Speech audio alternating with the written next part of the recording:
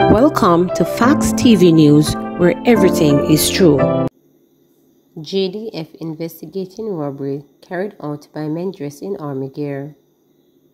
The Jamaica Defense Force JDF said it is investigating a video that shows persons wearing what resembles JDF uniform whilst committing a robbery in Lindsay, St. Catherine on November 25th.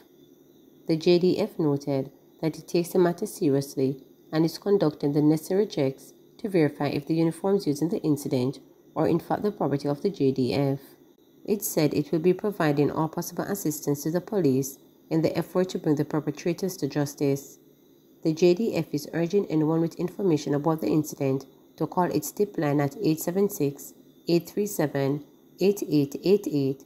The police reaffirmed its commitment to maintaining law and order and safeguarding all our citizens. Destruction of Jamaica on the PNP. The reason why voters should stick with the JLP, says Holness. Prime Minister Andrew Holness has cited that he called the destruction of Jamaica by the People's National Party PNP during two periods when the PNP formed the government as the main reason why Jamaicans should stick with the governing Jamaica Labour Party when local government elections are held. The PNP formed the government between 1972 and 1980 and again from 1989 to 2007. The two periods referred to by Holness. The local polls are due by the latest February 28, 2024, and Holness, while addressing Sunday's public session of the Jamaica Labour Party 88th Annual Conference inside the National Arena, said next year, at a date to be announced at the time of my choosing, we will be going back to the people on the local government election. We have no fear in facing the people of Jamaica. We believe in the people of Jamaica, he added. The Prime Minister told the thousands of Labourites in attendance at a conference that we know that there is a generation of Jamaicans who were not born in the 1970s and they have no clue as to how the other party destroyed Jamaica. They have no clue. Continuing, Holness said, there's a generation born in the 90s and the early 2000s. They have no clue as to how the 18 and a half years of the PNP destroyed Jamaica. He said it was the task of the JLP to educate those Jamaicans who are not familiar with what transpired during those two periods of PNP governance, and he hinted that he may personally play a role in doing so. It's a long time that I've gone into what I call the historic politics so that the full context of where we are today is understood, he stated as he wrapped up a 1 hour-long presentation. He said, our young people need to appreciate how far we've come from and we have to struggle against so that they can understand that we have achieved today and how we have transformed Jamaica into the gem of the Caribbean. The Prime Minister highlighted that 10 years ago, Jamaica was defined as a country with high debt, high inflation, high underemployment, an unstable exchange rate, low reserves, and was poorly rated on the international market. It was a country on the brink of bankruptcy, he remarked, but suggested it has all been turned around since the JLP returned to power in 2016. If you ask the international community today, they'll tell you, Jamaica, we're upgrading their rating and we're giving them a positive outlook. Jamaica is getting the best ratings it has ever gotten in its history, Holness stated. The Prime Minister said such achievement should not be ignored and he urged voters not to be ignoring them, the JLP, when they go to the polls because this is the basis on which you're going to achieve everything else. Cop charged for shooting man over scamming spoils acquitted. A former police constable accused of shooting a man in an alleged dispute over $2.3 million and other items reportedly stolen from scammers in 2009 was on Thursday freed of felony with intent charges in the Home Circuit Court.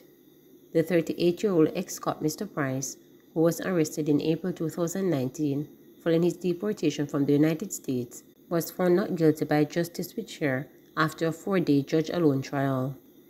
Price, who was assigned to the Grand Spend police post at the time of the incident, was initially charged with attempted murder, but the charge was downgraded.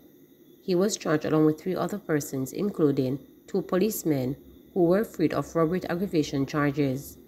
The victim, Ian McPherson, who was also arrested and charged with pleaded guilty to robbery with aggravation and illegal possession of firearm, and was sentenced to 3 years in prison in 2010. The civilian, who was also charged with robbery but was later acquitted. According to the allegations, on July 29, 2009, Price accompanied McPherson to carry out a robbery at a house in Stony Hill, St. Andrew, along with another policeman and civilians. McPherson, a videographer, had allegedly approached another cop to carry out the robbery, who then invited Price to participate. Following the robbery, the men allegedly went to the premises at Taylor's Avenue in Kingston, where a dispute developed between Price and McPherson over how the spoils should be shared.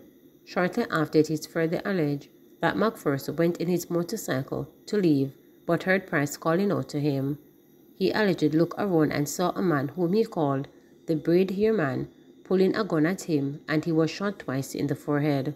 McPherson reportedly fell to the ground, and while he was down, Price and two other men allegedly pulled a gun at him and shot him. He was shot 6 times. The men then reportedly took up the injured man and carried him to a nearby gully where they left him. McPherson, however, managed to ride his bike to a gas station where he was assisted to hospital by a policeman. He later underwent surgery. Attorney at law Dennis Walker, who represented Price, said his client was acquitted because the judge did not find McPherson to be credible. She said there were several inconsistencies in his statement and that he had also given a different version of what occurred.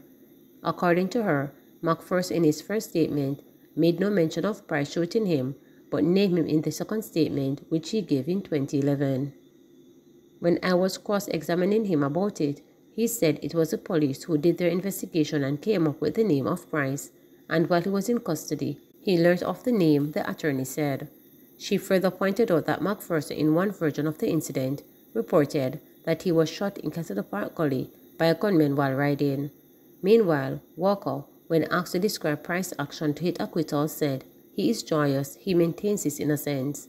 The witness was coerced to tell a lie on him, she added. Information Commissioner warns of fake online registration website.